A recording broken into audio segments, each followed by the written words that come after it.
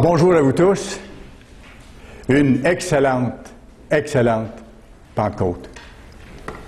Le titre de mon message aujourd'hui, la Pentecôte et les noces de l'agneau. La Pentecôte et les noces de l'agneau.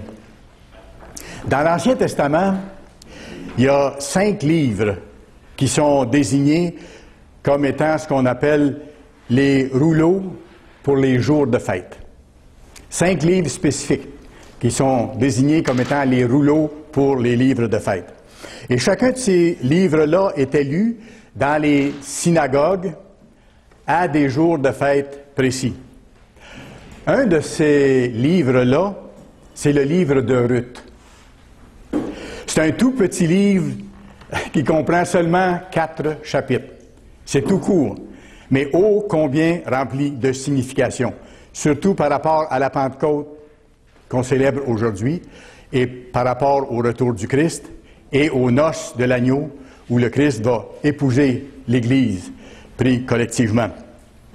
Alors, c'est un petit livre de 4 chapitres situé entre Juges et 1 Samuel. Et comme on va revenir de temps à autre au cours du sermon dans ce livre-là, alors c'est peut-être bon que vous gardiez un petit marqueur dans le livre de Ruth. Ça sera plus facile pour suivre et revenir aux besoins. Alors, c'est un livre qui était très approprié, vous allez voir. C'était très approprié à l'époque pour la Pentecôte et ça l'est encore aujourd'hui. Pourquoi? Parce que ça nous montre les origines généalogiques de la maison de David et en même temps, donc, du Christ. Parce que le Christ est issu de la maison de David. Bon. Et important aussi parce que ça nous montre le but ultime des vrais chrétiens. Se voir donner l'immortalité, c'est-à-dire 100% de l'Esprit de Dieu, devenir des êtres immortels et, en tant qu'Église, épouser le Christ. Et ça nous montre aussi, ce petit livre-là, comment y parvenir. Ça nous donne des indications précises. Je vais vous raconter une belle histoire. Je sais que vous aimez les belles histoires, mais les histoires vraies. Et les histoires qui se terminent bien. Et dans le livre de Ruth, ça se termine bien. Comme la belle histoire que Dieu entretient avec son Église et que le Christ, en tant que chef suprême, développe actuellement avec les appelés, ceux que Dieu a attirés à lui, va bien se terminer si nous faisons notre part. Alors, on va examiner cette merveilleuse histoire qui est remplie d'enseignements puis de leçons précieuses pour nous aujourd'hui. Et qui nous montre ce que nous devons faire pour nous préparer justement aux noces de l'agneau. Vous savez, ça va être un événement dans l'histoire, un événement sans précédent sur les noces de l'agneau. Il n'y a pas beaucoup de détails donnés dans la Bible là-dessus.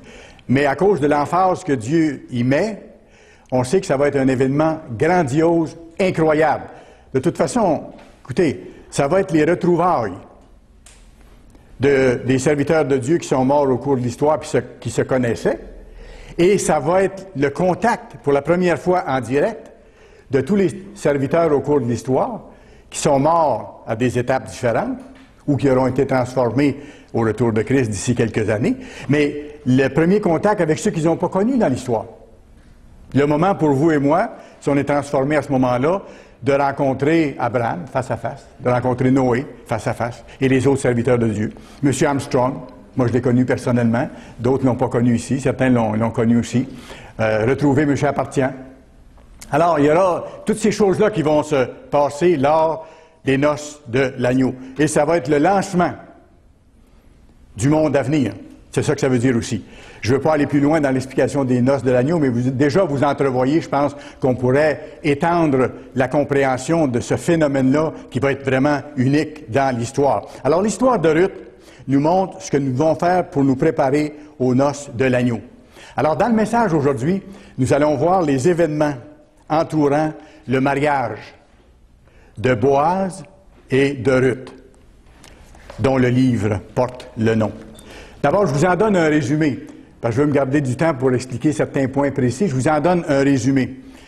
Il y a eu une famine à un moment donné sur le territoire de Juda, une très grande famine. Il y a un homme qui habitait à Bethléem qui s'appelait Élimélec. Sa femme s'appelait Naomi. Et eux, à ce moment-là, à cause de cette grande famine-là, ont déménagé, sont partis et sont allés au pays de Moab. Ils avaient 2 garçons et arriva ce qui devait arriver.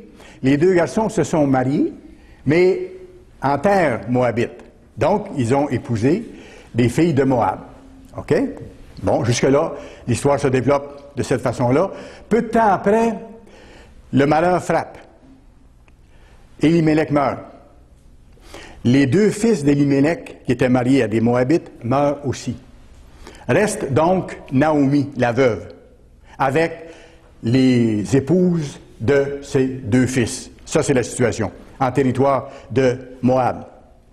Alors, Naomi, sachant que la famine en territoire de Juda est terminée, veut retourner dans son pays. C'est normal. Ce qui arrive à ce moment-là, c'est que ces 2 brus disent « On veut aller avec toi. On va t'accompagner. » Mais le fait est que dans l'histoire, une seule a finalement suivi Naomi pour s'en aller en terre de Juda. Ruth. Caractère très spécial. Personnage très particulier qui représente beaucoup de choses, vous allez voir. Ruth était très pauvre. Elle et sa belle-mère sont arrivées en territoire de Juda au moment de la petite récolte du printemps. Ça vous dit quelque chose? La Pentecôte est au moment de la petite récolte du printemps. Alors, ils sont arrivés en territoire de Juda à ce moment-là. Comme elles étaient pauvres, très pauvres, qu'est-ce que Ruth a fait? Elle a fait ce qu'elle devait faire pour servir sa belle-mère, pour l'aider, puis s'aider elle-même. Elle est allée chercher de la nourriture. Et elle a utilisé une loi ancienne qui était en application à ce moment-là dans Israël, c'est qu'on pouvait aller sur les terres où il y avait eu moisson pour aller ramasser ce qui était tombé par terre. C'était permis par la loi. Et même Dieu commandait aux propriétaires terriens, lorsqu'ils faisaient la moisson, de laisser ce qui échappait, de le laisser au sol. Même les grappes de raisin ou les autres fruits ou quoi que ce soit, de le laisser au sol.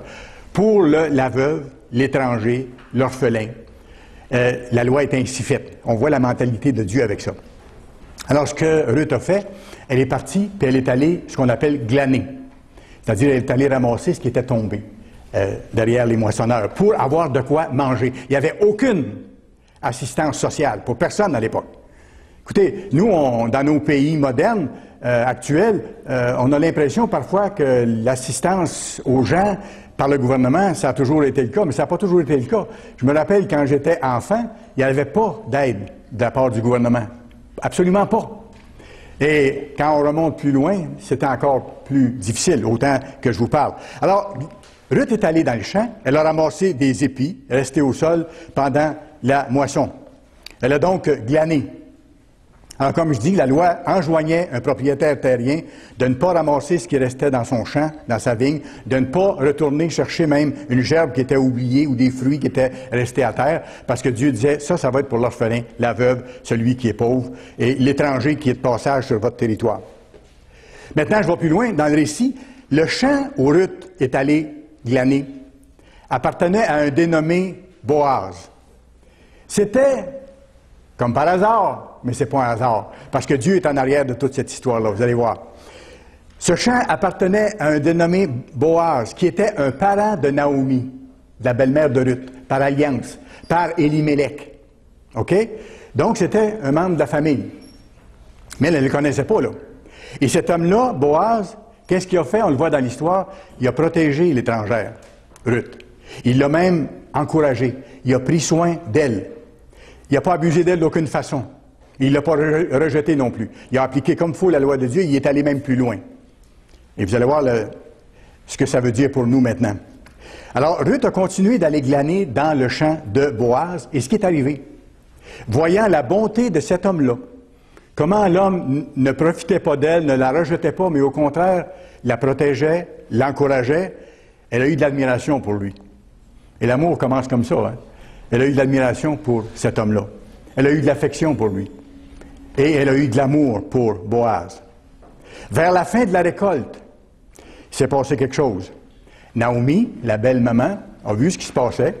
Elle a vu les commentaires de Ruth et elle a dit à Ruth quoi faire pour faire connaître à Boaz son désir de devenir son épouse.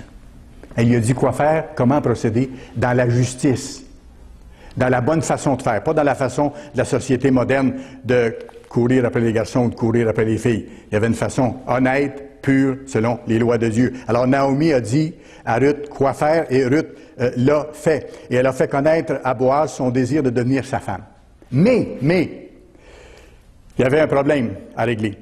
Parce qu'il y avait un autre individu qui avait un droit prioritaire sur Ruth. Il y avait un autre individu qui avait un droit prioritaire, un autre individu de la famille. Parce qu'il y avait un ordre de priorité dans la loi qui avait été établie par Dieu. Il a fallu que Boaz, pour être capable d'épouser Ruth, la rachète.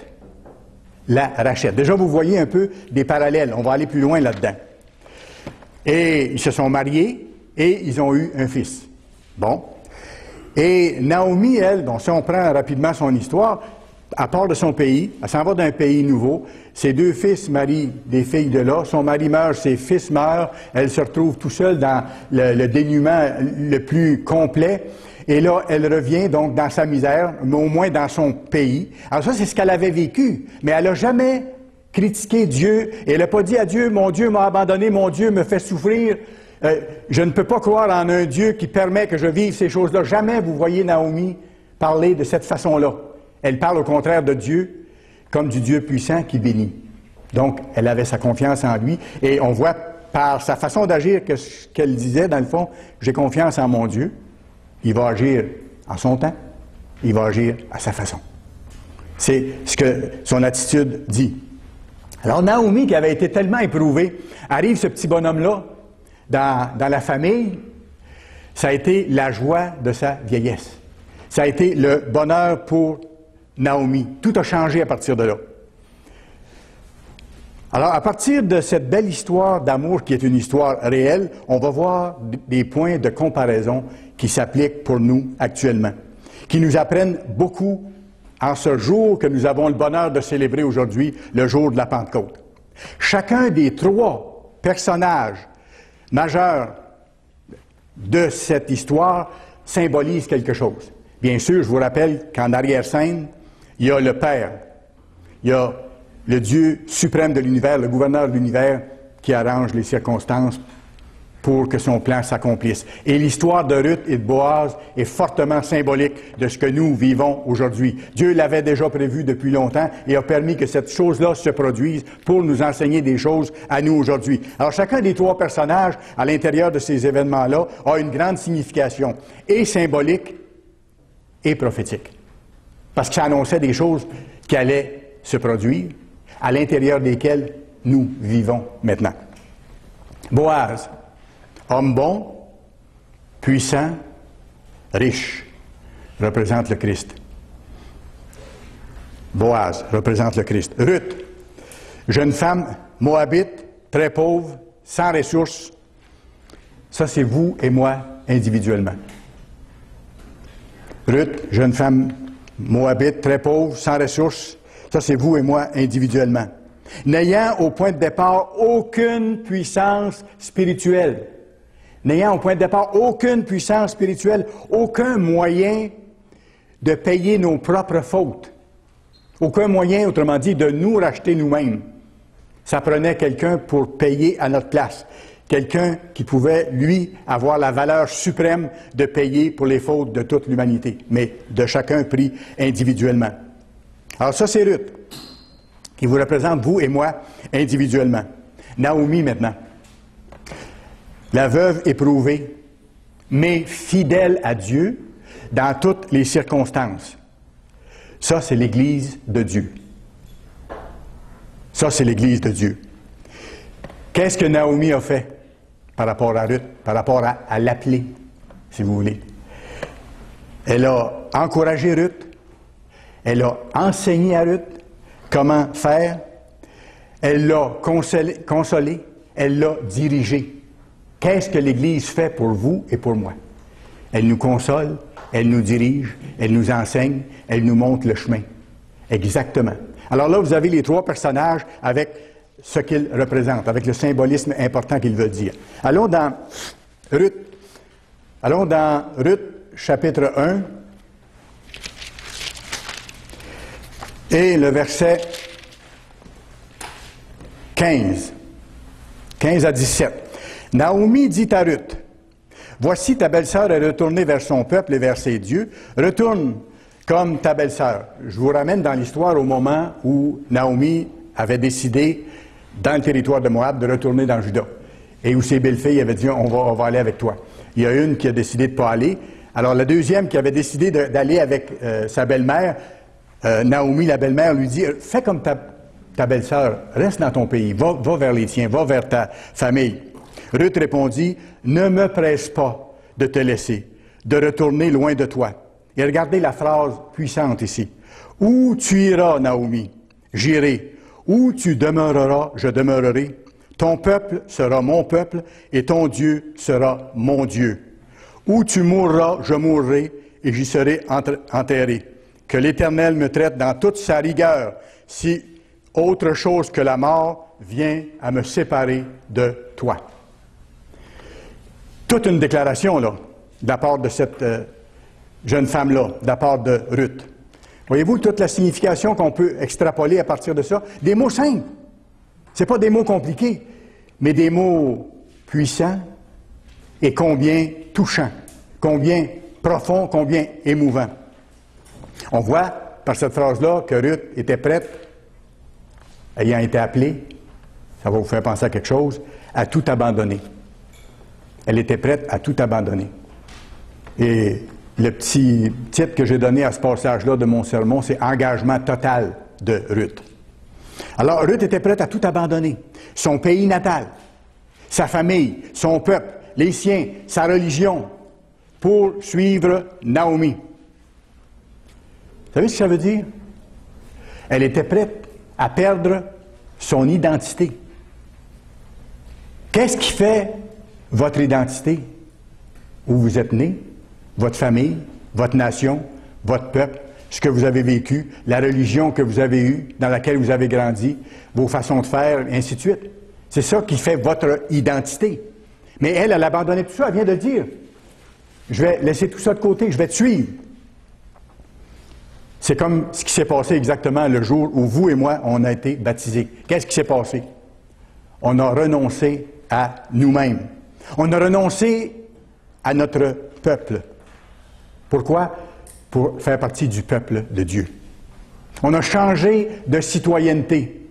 Mettons-le plus précis. On a resté citoyen de notre pays. On est encore citoyen soit haïtien, soit de la Guadeloupe, soit de la France, de la Belgique, du Québec ou ailleurs. On a encore cette citoyenneté-là. Mais notre première citoyenneté, maintenant qu'on a revêtue, à cause de l'appel de Dieu, c'est notre citoyenneté qui est dans le ciel. C'est membre de la famille de Dieu, membre du gouvernement de Dieu. Alors, on a renoncé à ça, à notre baptême. On a renoncé aussi à notre religion ancienne, si on en avait une. Mais si on ne pratiquait pas de religion, on se trouvait à en pratiquer une pareille. Parce qu'on pratiquait ce qu'on pensait faire, les choses à notre façon. Chacun faisait ce que bon lui semblait, mais ce n'était pas selon les lois de Dieu. Et on a abandonné aussi nos voies anciennes pour nous engager totalement. Et rappelez-vous votre baptême, je me rappelle du mien, pour nous engager totalement sans retour, dans une nouvelle voie, vers une nouvelle destinée qui est formidable, merveilleuse, qu'on n'avait jamais imaginée avant que Dieu nous la révèle. Vers une nouvelle identité. L'homme nouveau, qui marche en nouveauté de vie, comme vous pourrez aller voir dans Romains 6, verset 4. En sortant des eaux du baptême, notre vie entière passée était effacée. On a eu l'imposition des mains, on a reçu le Saint-Esprit. Et là, c'était un homme complètement nouveau ou une femme complètement nouvelle. C'était le premier jour de notre vie spirituelle, du début de la vie éternelle. Nous avions reçu le dépôt, le gage du Saint-Esprit à partir de ce moment-là. C'est la bonté de Dieu qui nous a poussés à la repentance. On a été baptisés. On a pris l'engagement, rappelez-vous, de ne pas retourner en arrière, de ne pas retourner aux voies du monde, à nos anciennes façons de faire, à nos anciennes façons de vivre. Et le combat qu'on a commencé à ce moment-là, avec plus d'intensité et plus de succès, parce qu'on avait l'Esprit de Dieu, c'est d'éliminer de plus en plus les anciennes façons de faire qui avaient tendance à revenir et qui ont encore malheureusement tendance à revenir. Et le combat va continuer jusqu'au bout, jusqu'au retour de Christ. Mais on a pris l'engagement de ne pas retourner en arrière. Et les exemples dans la Bible de ceux qui se sont détournés, ce n'est pas des histoires qui finissent bien. Quand vous regardez l'exemple de la femme de Lot, par exemple, elle l'a fait. Mais vous voyez l'exemple puissant que Dieu nous donne. Une fois qu'on prend l'engagement, il faut continuer. Elle a rejeté ce que Dieu lui offrait, dans le fond, si vous regardez ça comme il faut. Elle a regretté Sodome parce qu'elle s'est retournée. Et dans le geste de se retourner, c'était pas juste une curiosité. Il y a tout le sens de regretter ce qu'on laisse derrière. Il y avait peut-être encore certaines choses bonnes dans Sodome qu'elle pouvait aimer. Mais Dieu dit, j'ai rien à voir avec ce monde-là. Le Christ n'a rien avec Bélial, le Christ n'a rien avec Satan, le Christ n'a rien dans le monde actuel. Et le monde actuel sera complètement changé. Le Christ va rien garder de ce monde-là lorsqu'il va bâtir la société nouvelle. Alors, on n'a pas à regarder en arrière. On a la bénédiction d'être rendu où on est et on doit travailler à continuer. Elle aurait peut-être voulu, la femme de Lot, garder certains aspects qu'elle aimait peut-être dans ce monde-là, qui n'étaient peut-être pas conformes à la loi de Dieu tout à fait.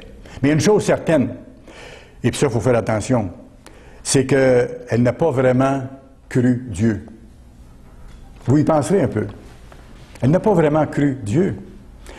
Parce que si on croit vraiment ce que Dieu dit, on le supplie d'avoir sa force et on s'en va là. Et on dit, Dieu, moi je suis faible, je ne peux pas y arriver, mais par ta puissance, je peux y arriver. Mais c'est là que je m'en vais. Je ne veux pas que rien me détourne, et s'il faut que j'abandonne ceci ou cela, je vais le faire. Et même s'il faut que j'abandonne des choses qui peuvent sembler bonnes, mais qui parfois m'entraînent au mal, je vais enlever ça aussi, pour être certain de t'appartenir totalement. C'est ça, l'engagement total. Ruth a pris cet engagement-là. La femme de Lot n'a pas cru ce que Dieu disait. Fuyez, allez-vous-en, je vais prendre soin de vous. Luc 9, verset 62, on n'ira pas, mais Luc 9, verset 62 dit ceci, « Quiconque met la main à la charrue, c'est le Christ qui parle, et regarde en arrière, comme la femme de Lot, regrette des choses, aimerait ça recommencer, n'est pas propre au royaume de Dieu. » C'est simple. Il n'est pas propre au royaume de Dieu. Il ne peut pas entrer dans le royaume. Quand on va entrer dans le royaume, là, on va être content d'avoir tout laissé. Puis on ne voudra pas y retourner en aucune façon, ni d'aucune sorte. Moïse nous a donné un bel exemple de ça, d'engagement ferme, de choix définitif. Allez dans Hébreux 11. Hébreux 11. Ça vaut la peine.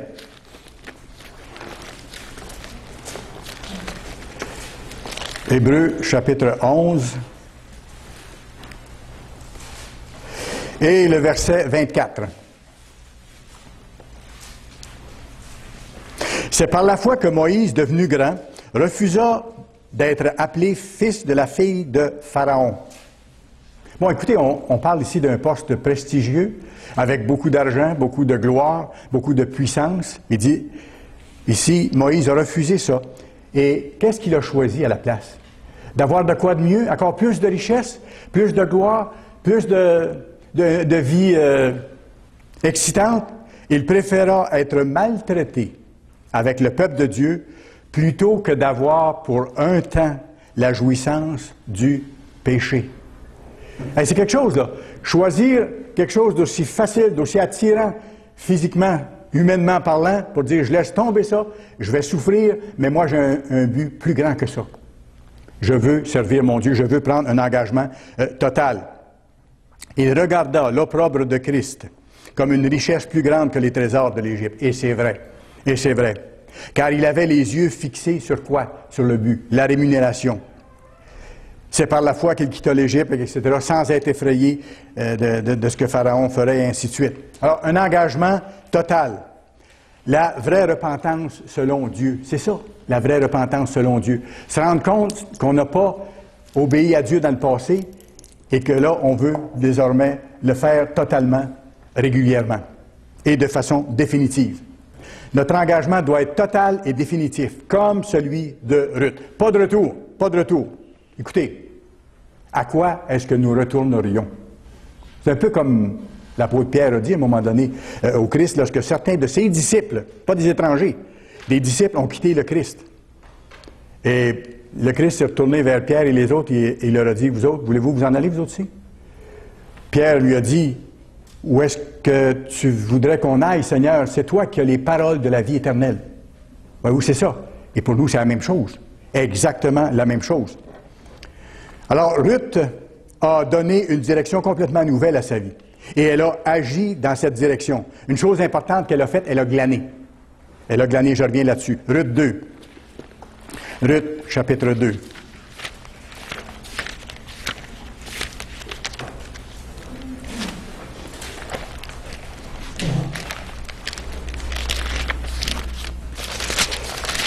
Ruth, le chapitre 2. Et nous allons lire ici le verset 2 et 3. Ruth, la Moabite, dit à Naomi, « Laisse-moi, je te prie, aller glaner des épis dans le champ de celui aux yeux duquel je trouverai grâce. » Et Naomi répondit, « Va, ma fille. » Elle alla glaner dans un champ derrière les moissonneurs. Et elle se trouva par bonheur que la parcelle de terre appartenait à Boaz, qui était de la famille d'Élimélec. Alors, ce travail d'aller glaner dans les champs de Boaz, son futur mari, c'est plein de significations pour nous autres. Qu'est-ce que ça fait un glaneur ou une glaneuse? Nuance. Il ou elle ne sème pas. Il ou elle n'entretiennent pas la récolte qui pousse. Ça, c'est le travail du propriétaire du terrain. Ça, c'est le travail du propriétaire du terrain. Un glaneur, c'est quelqu'un à qui on permet de bénéficier ou de profiter du fruit de l'entreprise de quelqu'un d'autre. Aux appelés que nous sommes, le propriétaire du monde permet et nous encourage et nous invite à glaner chaque jour la parole de la vérité pour en vivre. C'est ça qui nous permet de vivre spirituellement. Si on le fait à peu près pas, on survit et on est à risque de mourir. Mais si on le fait régulièrement, avec ardeur, avec reconnaissance, on se nourrit et on devient plus fort. Plus on obéit aux lois de Dieu, plus Dieu nous donne son Saint-Esprit. Alors, aux appelés qu'on est, le propriétaire du monde permet de glaner la parole de la vérité, de la recueillir chaque jour, précieusement, pour nous en nourrir, afin que nous devenions, et là j'arrête, afin que nous devenions cette parole vivante. Pourquoi? Parce que cette parole vivante, c'est le Christ mis en écrit. C'est sa mentalité, sa pensée. Et on doit s'en nourrir, en vivre pour devenir comme notre grand frère. Avoir la même mentalité, la même attitude, la même disposition. C'est ça. Dieu nous donne son Saint-Esprit et tout ce dont nous avons besoin pour développer son caractère, pour nous, comme la Bible dit, revêtir de fin lin, qui sont les œuvres justes des saints, pour nous préparer aux noces de l'agneau. Philippiens 2, s'il vous plaît. Allons dans Philippiens chapitre 2. Philippiens chapitre 2 et le verset 13. C'est Dieu qui produit en vous le vouloir et le faire. Le sens de produire en vous le vouloir et le faire, c'est Dieu qui vous rend capable de vouloir et de faire. Voyez-vous que tout nous vient de lui? Tout nous vient de lui, même d'être capable de vouloir. Parce que des fois, on a des luttes comme ça. On sait ce qui est bien, comme Paul avait la lutte en lui. Hein. Je sais ce qui est bien, puis je voudrais faire ça, mais il m'arrive de faire ce qui n'est pas correct. Je vois une autre loi dans mes membres qui lutte contre la loi de ce que je sais, des voies de Dieu. Qui va me délivrer du corps de cette mort?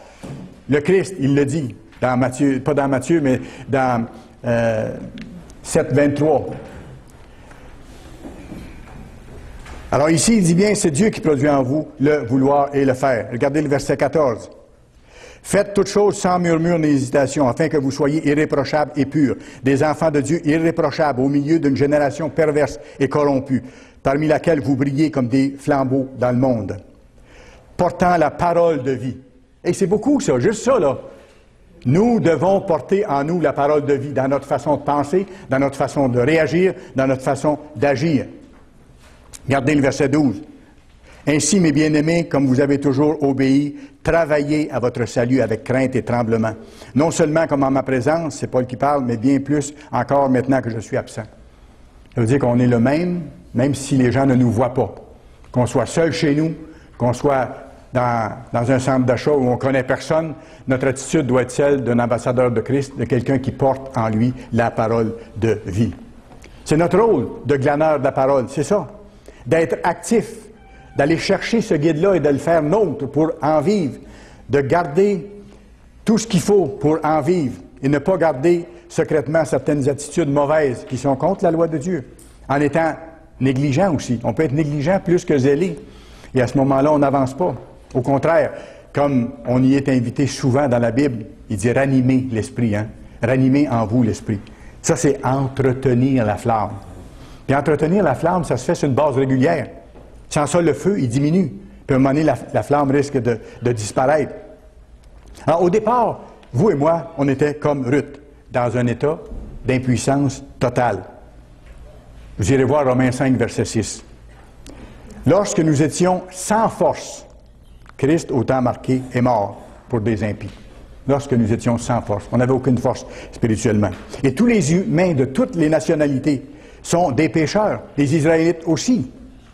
Et tous les autres également. Et je fais une petite parenthèse ici. Ruth n'était pas israélite. Ruth était moabite. C'était une gentille. Elle ne faisait pas partie de la nation d'Israël. Mais déjà, par ça, par le fait que Dieu a orienté la situation et que Ruth est devenue l'ancêtre du Christ, l'ancêtre de David, Dieu montrait déjà par là qu'il était le Dieu de tous les êtres humains, quelle que soit leur nationalité. Parce que quand vous allez voir dans la Bible, Dieu veut que tous les êtres humains puissent parvenir au salut et à la vie éternelle. C'était déjà inclus, ou c'était déjà sous-entendu, ou c'était impliqué indirectement dans le fait que Ruth n'était pas israélite. OK? Déjà, Dieu montrait que sa vision était pour l'ensemble de l'humanité. Alors, ça représentait déjà le fait que dans son plan, des non-israélites, des gens des autres nations, de tout peuple, allaient faire partie de l'Église d'Israël spirituel après la Pentecôte de l'an 31. Le livre de Ruth est prophétique. Parce que maintenant, dans la Bible, c'est écrit que maintenant, Dieu appelle des gens de toute langue, tout peuple, toute nationalité, pour se créer un peuple. Maintenant, Ruth a été choisie par Dieu pour faire partie de la lignée généalogique de laquelle allait naître notre Sauveur, notre Rédempteur.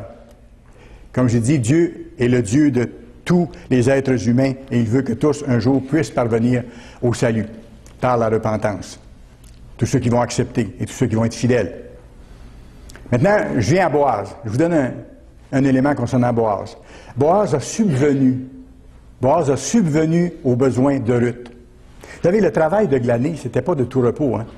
Le travail de glaner, c'était pas de tout repos. C'était difficile, c'était exigeant.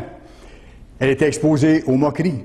Elle risquait d'être maltraitée et peut-être même d'être attaquée par les moissonneurs. Cette femme étrangère qui était dans le champ avec ces hommes qui travaillaient là. Longues heures d'effort, avec peu de céréales au point de départ à ramasser, mais assez pour survivre au point de départ. Comme quand on vient à l'église, on commence tranquillement, on ne comprend pas tout. Et on doit, quand il y a des choses qu'on ne comprend pas, les mettre de côté, continuer à glaner dans le reste, et à un moment donné, tout s'éclaire et on avance. Alors au début, Ruth n'avait pas beaucoup. Mais Boaz, comme le Christ fait pour vous et pour moi, il l'a protégé. Regardez Ruth 2, versets 8 et 9. Boaz dit à Ruth, « Écoute ma fille, ne va pas glaner dans un autre champ. Ne t'éloigne pas d'ici et reste avec mes servantes.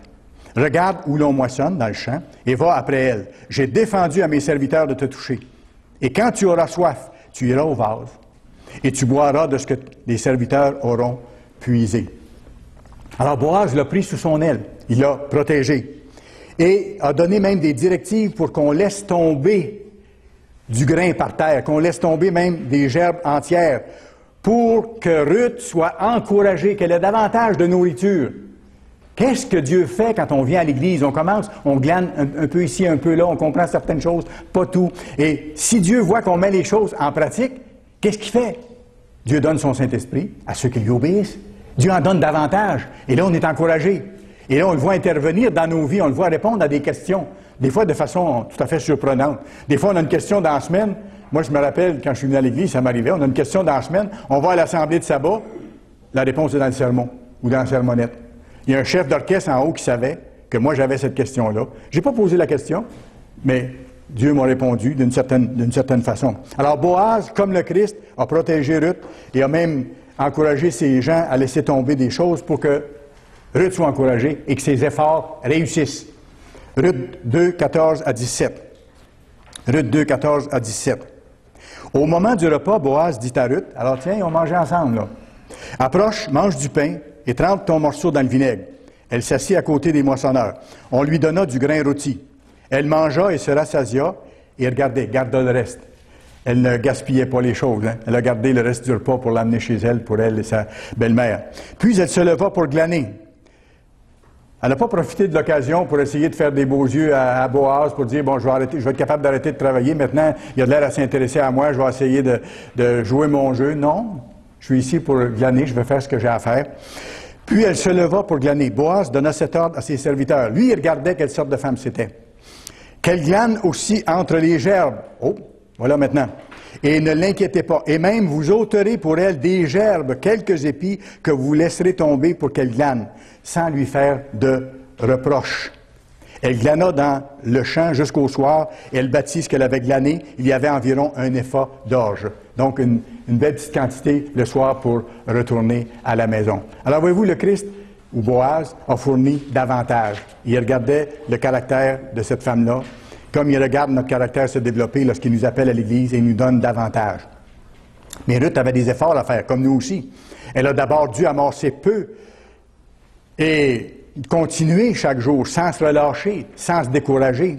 De la même façon, nous, on doit chaque jour accumuler un peu de caractère divin, en glanant dans la parole vivante, en la mettant en pratique, puis en recevant automatiquement, à cause de ça, son Saint-Esprit, à cause de la promesse de Dieu. Parce que Acte 5, verset 32, c'est en même temps une promesse. Il donne son esprit à ceux qui lui obéissent. Et il en donne plus à ceux qui s'appliquent à mieux obéir. En tant qu'être humain, vous savez, encore limité, je ne vous apprends rien. On est encore limité, très limité. Ça nous arrive parfois d'être découragés. On est des êtres humains. Il ne faut pas se compter d'histoire, c'est comme ça. Et Dieu le sait aussi. Ça nous arrive d'être découragés. Ça nous arrive des fois d'être déçus par notre peu de croissance aussi. On dit, il me semble que je n'avance pas. Il me semble que je ne progresse pas. Des fois, c'est vrai, il faut s'examiner. Ou parfois, on va être insatisfait de nos efforts. Des fois, on peut avoir raison, mais des fois, on s'en met trop aussi. Ou des fois, on compte trop sur nos efforts. On a des choses à faire, mais il faut demander l'aide de notre grand frère.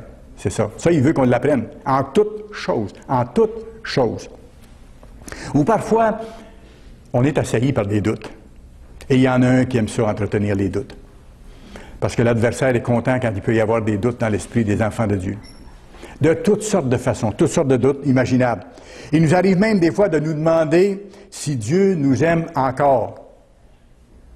Certains membres de l'Église parfois se demandent, est-ce que Dieu m'aime encore? M. Appartient nous a dit à combien de reprises? Ne laissez pas les doutes vous envahir. Il n'y a aucune raison d'avoir de tels doutes. Ne les gardez pas, rejetez-les, demandez l'aide tout de suite de Dieu pour vous en débarrasser. Regardez Éphésiens 3. Éphésiens chapitre 3. Éphésiens chapitre 3 et le verset 14. Paul dit, à cause de cela, je fléchis les genoux devant le Père, de qui toute la famille, dans les cieux et sur la terre, tire son nom, afin qu'il vous donne, selon la richesse de sa gloire. Regardez qu'est-ce qu'il nous donne, Dieu, lorsqu'on fléchit le genou, lorsqu'on lui demande son aide, d'être puissamment fortifié par son esprit dans l'homme intérieur. Puissamment fortifié par son esprit dans l'homme intérieur. Ça, c'est la Pentecôte. Et la Pentecôte continue d'être active plus que jamais actuellement dans les fils et les filles de Dieu pour qu'on aille jusqu'au bout, qu'on se rende jusqu'aux noces de l'agneau. En sorte que Christ habite dans vos cœurs par la foi. C'est puissant, puissamment fortifié. Alors, Ruth était sous la protection et sous les soins constants et attentifs de Boaz. Si on continue, il y a un si on continue à s'efforcer à marcher dans les voies divines, de tout cœur, même si on n'est pas parfait, nous sommes en sécurité. Et nous n'avons pas aucune raison de douter de Dieu et de douter du succès, parce que c'est lui qui va nous le donner. Si nous sommes fidèles, lui va nous donner la victoire, en quoi que ce soit. Si nous faisons ça, nous sommes entre les mains du Christ, notre grand frère, le chef suprême de l'Église. Nous sommes sous sa garde personnelle. C'est beaucoup, ça. Nous sommes sur la garde personnelle du Christ. Il a appelé chacun de nous, Dieu le Père a appelé chacun de nous au Christ, pour que chacun puisse réussir, si nous faisons ce que nous avons à faire, avec son aide. Parce que lui nous donne tous les moyens nécessaires pour arriver au royaume. Si nous continuons à nous purifier et si nous persévérons à changer pour faire sa volonté de mieux en mieux. Dieu a promis que nous allons y arriver parce que c'est lui qui va nous amener. C'est ça la différence. C'est ça la différence. Et c'est des promesses fantastiques, encourageantes. Vous irez voir Ésaïe 43, verset 1. On ne s'y reportera pas. Ésaïe 43, verset 1. Qu'est-ce que Dieu vous dit à vous personnellement et à moi personnellement? Quelles que soient les tribulations ou les difficultés par lesquelles nous avons à passer, il nous faut être fidèles et avoir les yeux sur le Christ, le chef et le consommateur de la foi, celui qui est le chef suprême de l'Église, qui a été représenté par Boaz. Il dit, ne crains rien, car je te rachète. Ésaïe 43, verset 1. Je t'appelle par ton nom. Quand vous avez été baptisés, votre nom a été inscrit dans le livre de vie. Et c'est l'intention de Dieu, si vous n'abandonnez pas, de le laisser là, de vous amener à terme. Il dit, je t'appelle par ton nom, tu es à moi. C'est fort, ça. Quand l'être le plus puissant de l'univers, celui qui a créé tout ce qui existe, vous dit, tu es à moi, tu es sous ma garde, si tu restes proche de moi et que tu avances dans mes voies. Dieu est prêt à nous fortifier dans toutes nos faiblesses, dans toutes nos situations difficiles. Vous irez voir Ésaïe 41, verset 10, je vous le cite. Ne crains rien. Ça, c'est tellement encourageant. Ne crains rien, car je suis avec toi. Voyez-vous, la relation personnelle que Dieu a avec chacun des appelés et que le Christ a avec chacun de ses petits frères, ses petites sœurs en préparation pour devenir l'épouse. Ne crains rien, car je suis avec toi. Ne promène pas de regard inquiet. Dans certaines circonstances, qu'est-ce qu'on fait? La première réaction qu'on a des fois, dans des circonstances difficiles qu'on ne comprend pas, où on ne sait pas comment une situation va se terminer, on promène des regards inquiets. Parce qu'il y a un trouble à l'intérieur, il y a un malaise, on ne sait pas comment ça va finir. Si on est proche de Dieu, ça va finir pour le mieux. Ça va finir pour le mieux. Il dit, ne promène pas des regards inquiets, car je suis ton Dieu. Je suis ton Dieu. Qu'est-ce que Daniel a fait? Daniel aurait eu raison de promener des regards inquiets quand il a été question de quand Nabuchodonosor s'en est pris à lui. Les trois aussi qui ont été jetés dans la fournaise, ils ont dit non, on n'adorera pas ton Dieu, on sait que Dieu peut nous sortir de ça. Et si Dieu, dans sa volonté, ne permet pas qu'on en sorte, on va en sortir comme il faut à l'autre bout de l'histoire, parce que c'est notre Dieu, c'est le Dieu Tout-Puissant. Et ce qui est important, c'est sa volonté qui compte. On dit, ne promène pas des regards inquiets, car je suis ton Dieu. Je te fortifie. Je viens à ton secours. Et ça s'applique dans toutes les circonstances de notre vie. Je te soutiens par ma droite. J'ai souligné le dernier mot, triomphante. C'est pas par ma droite faible. C'est la droite tout-puissante de El Shaddai, de celui qui possède toute la force de l'univers. Parfois, on est ébahi devant la force d'un volcan qui éclate, par exemple, de quelque chose du genre. Mais c'est rien.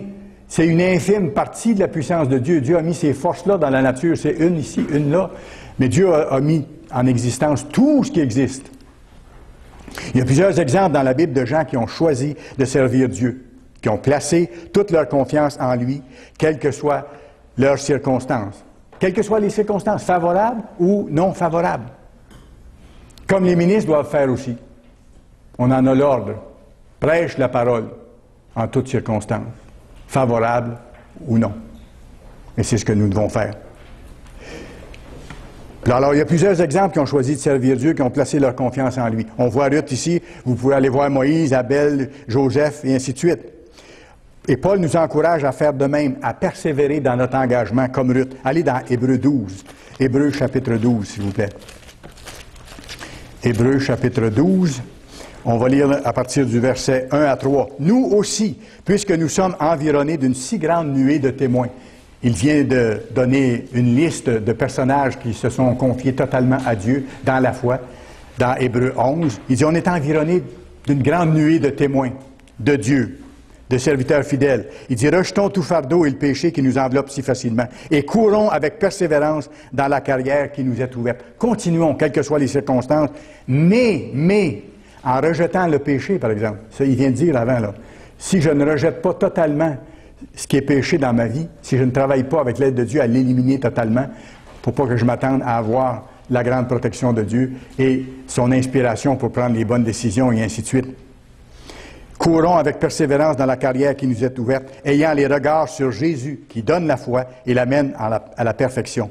En échange de la joie qui lui était réservée, il a souffert la croix, méprisé l'ignominie et s'est assis à la droite du trône de Dieu. Considérez en effet celui qui a supporté contre sa personne une telle opposition de la part des pécheurs, afin que vous ne vous lassiez pas l'âme découragée. Paul, il dit, découragez-vous pas. Dieu va vous aider à passer à travers. Puis s'il y en a un qui a souffert, c'est Paul aussi. Puis Paul a tenu le coup, malgré toutes les circonstances. Un autre aspect de Ruth que je vous donne rapidement, c'est qu'elle a audacieusement cherché à épouser Boaz. De façon honnête, mais audacieusement, ce que je veux dire par là, avec zèle, avec courage. Elle a clairement exprimé, à un moment donné, le temps venu, à Boaz, son désir de devenir sa femme. Et en ça, elle a suivi le conseil de Naomi, de l'Église. C'est pas pour rien que Dieu a mis un gouvernement dans son Église, pour conseiller les gens, pour les aider dans la voie à suivre, pour venir en aide, pour consoler, pour encourager, pour les préparer au royaume. C'est le rôle du gouvernement de Dieu. Et c'est ce que Naomi a fait. Et c'est Naomi qui lui a dit, va vers Boaz et agis de telle façon. Elle l'a fait. Mais regardez, ça prenait du caractère, ça prenait de la détermination. Boaz était très riche, homme respecté, grand propriétaire. Elle était pauvre, elle était impuissante, complètement dépendante. Elle a même admis, on peut lire dans Ruth 2, verset 13, elle a même admis à Ruth, pas à Ruth, mais à Boaz, qu'elle était moins importante, qu'elle était moindre que les servantes de Boaz. Regardez Ruth 2, verset 13. Et elle dit, « Oh, que je trouve grâce à tes yeux, mon Seigneur, car tu m'as consolé et tu as parlé au cœur de ta servante. Et pourtant, je ne suis pas, moi, comme l'une de tes servantes. » Voyez-vous? Et là, Boaz a vu l'attitude, le caractère de cette femme-là aussi. Et ça lui a plu. Qu'est-ce qui nous est dit à nous? Vous irez voir dans Philippiens 2, verset 3. Que l'humilité vous fasse regarder les autres comme étant au-dessus de vous-même. C'est le même mandat qui est donné aux Ruth modernes, si vous voulez, à ceux et celles qui sont appelés maintenant à faire partie de l'Église. On doit considérer tous les êtres humains plus importants que soi-même. En ça, on suit l'exemple du Christ. C'est ce qu'il a fait. Il a considéré les autres plus importants que lui-même. Il s'est prosterné même pour laver leurs pieds lors de la Pâque. Il a même donné sa vie, lui, le Créateur de l'univers, le Dieu Tout-Puissant, le Dieu suprême, pour ces êtres méchants, pour les sauver, pour leur permettre d'être pardonnés puis d'avoir la vie éternelle. Alors Ruth a trouvé grâce à ses yeux. Il a vu qu'elle avait du caractère, il l'a aimée à son tour et il l'a épousée. Boaz a montré son amour pour elle alors qu'elle était encore une pauvre glaneuse dans les champs. Son amour a encouragé Ruth à rechercher avec lui une relation plus permanente. Ça s'est fait graduellement. Nous célébrons aujourd'hui la Pentecôte.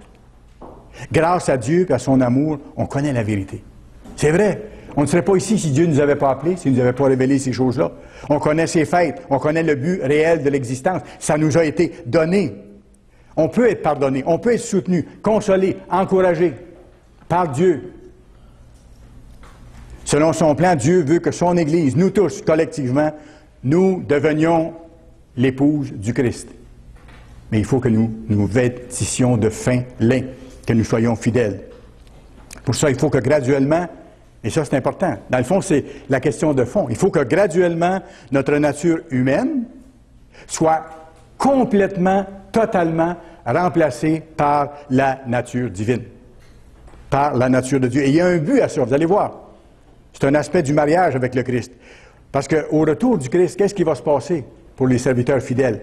Ils vont naître de Dieu et vont revêtir entièrement la nature divine, comme on voit dans les textes.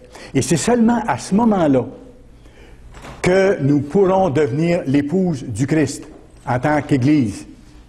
Pourquoi? Parce que nous serons entièrement et définitivement de même nature que lui.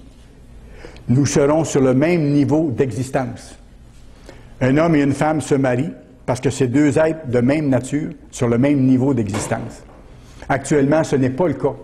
Nous sommes encore des êtres humains physiques avec un dépôt du Saint-Esprit qui nous aide à développer le caractère pour revêtir la nature parfaite de Christ. Et si on est fidèle jusqu'au retour de Christ, là, Dieu va nous rendre totalement êtres spirituels, capables de ne plus jamais pécher. Et là, nous serons à 100% êtres spirituels, de même nature que notre grand frère, que le plus vieux de la famille. Et là, nous pourrons être l'épouse du Christ. Le mariage pourra avoir lieu. Vous irez voir Romains 8, verset 9. Le Christ est le premier-né de plusieurs frères. Le Christ, il est le premier-né, celui qui a été transformé en être spirituel, d'être totalement physique qu'il était. Il a été le premier à naître de nouveau. Il a été le premier, mais les autres s'en viennent. Ça va se passer au retour de Christ. Philippiens 3, verset 20-21. Philippiens 3, verset 20-21, je vous le lis. Nous sommes citoyens des cieux. Je vous ai dit tantôt que notre citoyenneté était d'ailleurs. Nous sommes citoyens des cieux. D'où nous attendons aussi comme Sauveur le Seigneur Jésus-Christ. Regardez bien, à son retour, qu'est-ce qui va se passer? Par sa force, par sa puissance, par sa présence, qui transformera le corps de notre humiliation, notre corps physique limité, qui transformera ce corps-là, le corps de notre humiliation, en le rendant semblable, c'est-à-dire pareil, au corps de sa gloire, à son corps glorieux. Et c'est là que nous serons exactement de même nature que lui, par le pouvoir qu'il a de s'assujettir toutes choses. Dieu lui a donné tout pouvoir. Et c'est lui qui va opérer ça. Vous irez voir aussi un autre verset qui va exactement dans le même sens. 1 Jean 3, verset 2. Bien-aimés, nous sommes maintenant enfants de Dieu. On n'est pas nés de nouveau, mais on a reçu le dépôt du Saint-Esprit. Nous sommes engendrés maintenant. Nous sommes dans le sein de l'Église en croissance, en gestation, si vous voulez, jusqu'au moment de la naissance, où nous serons transformés en êtres spirituels. Il dit, bien-aimés, nous sommes maintenant enfants de Dieu, engendrés. Et ce que nous serons n'a pas encore été manifesté. Quand vous me regardez, quand je vous regarde, je ne vois pas rien de glorieux.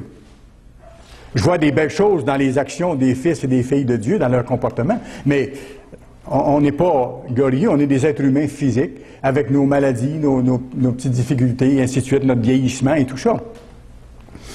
Il dit, bien-aimés, nous sommes maintenant enfants de Dieu, et ce que nous serons n'a pas encore été manifesté, mais nous savons que lorsqu'il paraîtra, nous serons semblables à lui, c'est-à-dire comme lui, parce que nous le verrons tel qu'il est. Pourquoi est-ce qu'on va être capable de le voir tel qu'il est? Comment il est actuellement? Il est un esprit, totalement esprit. Pourquoi on va être capable de le voir comme il est? Parce qu'on sera devenu esprit, totalement. Exactement. Donc, on sera devenu semblable à lui, et là, les noces de l'agneau pourront avoir lieu. Formidable. Écoutez, c'est votre destinée, c'est la mienne. Est-ce qu'il peut y avoir quelque chose de plus grand, de plus incroyable, de plus inestimable que ça? Si on développe le caractère divin et si on persévère jusqu'à la fin. Ça, c'est important. Maintenant, je vous ai dit tantôt, je le précise, Boaz a dû racheter Ruth. En passant, je vous donne une petite information, vous pourrez aller voir dans Matthieu 1. Boaz était le fils d'un dénommé Salmon, de la tribu d'Israël, et sa mère s'appelait Rahab. Ça va vous dire quelque chose? Rahab, c'était la dame à Jéricho qui a reçu les espions. Celle que la Bible décrit comme la prostituée. C'était la mère de Boaz.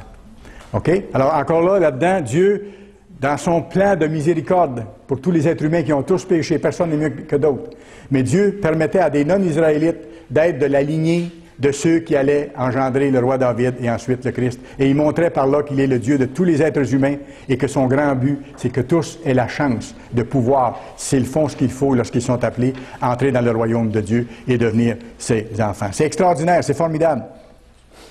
Alors, même si Boaz aimait Ruth et que Ruth aimait Boaz, il y avait quelqu'un qui avait un droit de rachat avant lui. Vous savez, quand la veuve d'un homme décédé sans enfant et sans frère voulait vendre sa terre, la coutume exigeait que le plus proche parent ou héritier du défunt rachète le domaine de la veuve. Ça, c'était la loi à l'époque.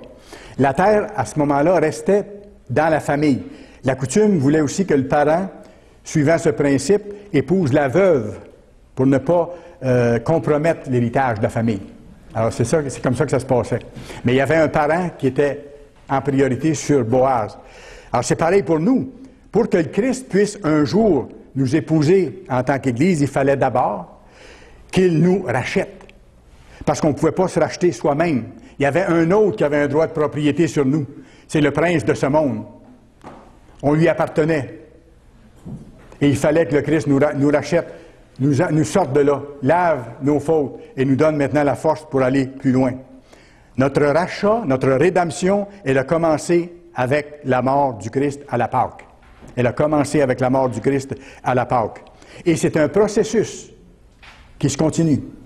Notre rachat est en train de se continuer. Il va se terminer totalement lorsqu'on sera totalement spirituel. C'est encore en marche. Notre lutte se poursuit, contre Satan, contre le monde de Satan, contre notre nature humaine avec ses convoitises. Notre combat pour éliminer le mal va continuer jusqu'au retour du Christ. Ça ne sera pas fini avant ça. Le Christ va nous libérer totalement de la loi de la chair quand? À son retour. Là, il nous donne la force quand on lui demande. Et graduellement, on avance, on progresse dans le développement de son caractère. Mais si on est en train de faire ça de tout notre cœur au moment où il revient, là, il nous donne la nature divine totale, l'esprit à 100%, et à ce moment-là, nous serons libérés totalement de la loi de la chair. Par la résurrection, par la transformation totale en être spirituel, et là, il va nous donner son Saint-Esprit à 100%. Alors que maintenant, on a seulement un dépôt, une petite partie de l'Esprit Saint. C'est à ce moment-là que notre rachat ou que notre rédemption va être complétée. C'est à ce moment-là que notre libération va être totale. Le combat de Paul que je vous disais tantôt, c'est dans Romains 7, 23. Quand Paul dit, je veux faire le bien, mais il m'arrive de faire le mal. Qui va me libérer de ça? Comment je vais arriver au bout à réussir totalement? Il dit, heureusement, grâce au Christ seul. Et le Christ va compléter ce travail-là au jour de son retour, au moment où il va donner à ses serviteurs fidèles d'être transformés complètement. Et lorsque nous serons transformés, devenus complètement spirituels, on sera complètement rachetés, complètement libérés des œuvres de la chair. Hey, wow! Ça va être formidable. Complètement libérés des œuvres de la chair. Plus de convoitise, aucunement attiré par le péché. Comme le Christ n'était pas attiré par le péché, il a été capable de résister tout le temps. Même si la tentation était là, nous allons être capables d'être comme lui à ce moment-là. Et c'est possible de le développer dans la chair parce que c'est l'exemple qu'il nous a donné, lui, en étant totalement être humain. Nous allons être enfants de Dieu à part entière à ce moment-là. Nés en tant qu'être spirituel, capables de ne plus pécher jamais. De ne plus pécher jamais. Là, le Christ va être totalement en nous. Le Christ va être totalement en nous. Nous serons entièrement, et j'ai choisi mes mots, entièrement imprégnés par sa puissance. Entièrement imprégnés par sa puissance. Laissez-moi vous dire un petit quelque chose. Le sens du nom Boaz, qui représente le Christ, ça m'a frappé. En faisant ma recherche, je suis tombé là-dessus. Dieu laisse rien au hasard. Vous savez ce que ça veut dire, Boaz? En lui est la force. Boaz veut dire en lui est la force. Et Boaz représentait le Christ. Et toute la force de l'univers, elle est dans le Christ. C'est lui qui va nous emmener à terme, c'est lui qui va nous transformer, c'est lui qui va nous donner la vie éternelle, c'est lui qui va nous rendre êtres spirituels, qui va nous donner de naître totalement dans la famille de Dieu. C'est formidable.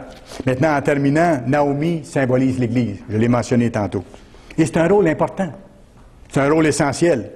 Parce que voyez-vous, quand on regarde l'histoire, là, c'est par elle que Ruth, ou vous et moi, elle a été mise en contact avec le vrai Dieu. C'est par Naomi que Ruth a été mise en contact avec le vrai Dieu. Par qui est-ce que vous avez été mis en contact avec le vrai Dieu? C'est avec l'Église de Dieu. C'est par l'Église de Dieu.